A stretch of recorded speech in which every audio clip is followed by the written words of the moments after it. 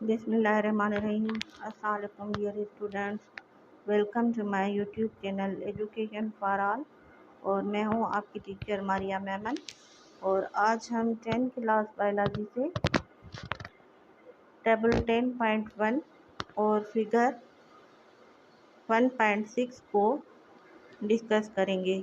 तो आइए देखते हैं टेबल 10.1 में हमें क्या बताया गया है। तो डियर स्टूडेंट्स, टेबल 10.1 है composition of inspired and expired air. जो हम एयर अंदर लेते हैं और बाहर करते हैं, उनकी कंपोजिशन क्या होती है। तो डियर स्टूडेंट्स, आइए देखते हैं कि उनमें कौन कौन से कंपोनेंट्स और किस परसेंटेज में मौजूद हैं।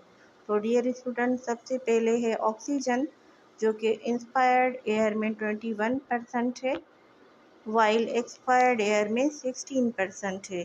देन कार्बन डाइऑक्साइड, जो कि इंस्पायर्ड एयर में 0.03, वाइल एक्सपायर्ड एयर में ओनली 4% है।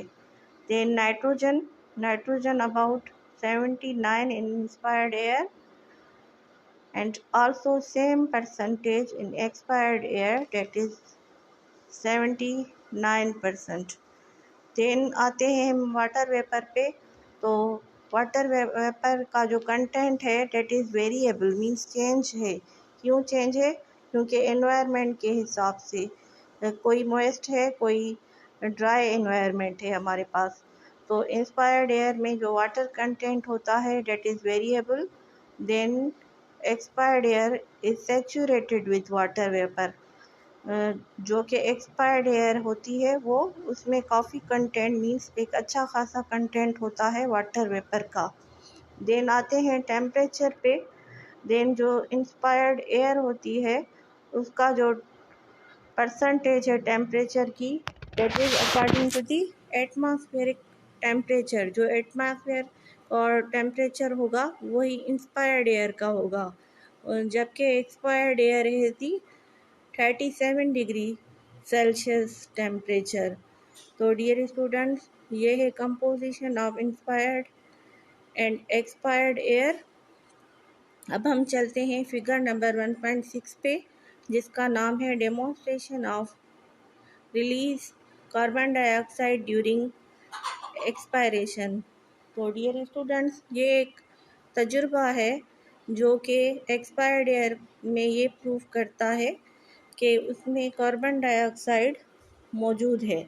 तो इसके लिए हमने दो अरेंजमेंट्स बनाए हैं, एक फिगर नंबर ए है और दूसरा फिगर नंबर बी है। तो फिगर नंबर ए और बी दोनों इसको प्रूव करते हैं कि एक्सपायर्ड एयर में कार्बन डाइऑक्साइड मौजूद है। तो इसके लिए हमने जो अरेंजमेंट बनाई है उस पे एक कंटेनर लिया है और उसमें एक एक्सपायर्ड एयर हम डाल रहे हैं। और उस कंटेनर में क्या मौजूद है? Lime water. तो कार्बन डाइऑक्साइड की प्रेजेंस से क्या होता है? लाइम वाटर मिल्की हो जाता है। और जब उसमें कार्बन डाइऑक्साइड नहीं होती तो वो अपना कलर चेंज नहीं करता।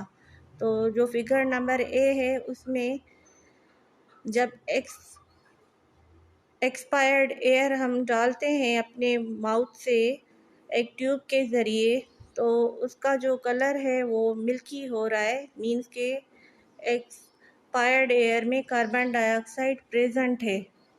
While in figure number B में जो एयर हम डालते हैं that is atmospheric air through स्टिंज, तो उसका जो कलर है वो चेंज नहीं हो रहा और वो ब्लू का ब्लू ही रह रहा है। तो इस एक्सपेरिमेंट से ये प्रूव हुआ कि expired air contain carbon dioxide. तो इसके साथ ये साबित हो गया कि हमारी जो एक्सपायर्ड एयर है, जो हम सांस बाहर निकालते हैं, उसमें कार्बन डाइऑक्साइड मौजूद है। तो डियर स्टूडेंट्स, यही बात हमें इस पेरा में बताई गई है। Carbon dioxide is pass through lime water turns it milky. This is evident through experiment A. When one exhales air through the lime water containing apparatus, the lime water turns milky. Then in B, if atmospheric air is passed through the lime water remains unchanged.